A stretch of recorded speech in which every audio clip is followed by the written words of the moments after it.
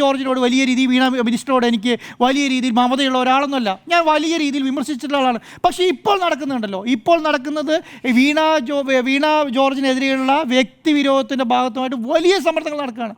എന്തിനാണ് ഇന്ന് നിങ്ങൾ കപ്പലിൻ്റെ പ്രതീകം ഉണ്ടായിട്ട് സമരം നടത്തുകയാണ്? എന്ത് കപ്പലിൻ്റെ പ്രതീകത്തിന് അത്ര വലിയ പ്രശ്നമാണ് അവിടെ നടന്നത്? കേരളത്തിലെ സ്വകാര്യ ഹോസ്പിറ്റലിൽ ഒരു ദിവസം മരിച്ചു വീഴുന്ന എണ്ണം നിങ്ങൾ എണ്ണി നോക്ക്. ഒരു വാർത്ത വരുന്നില്ല കേരളത്തിൽ. ഏതെങ്കിലും മാധ്യമങ്ങൾ കൊടുക്കുന്നുണ്ടോ? നിങ്ങൾ അടുത്ത കാലത്ത് ഏതെങ്കിലും പത്രത്തിൽ കണ്ടോ? ഏതെങ്കിലും ചാനലിൽ കണ്ടോ?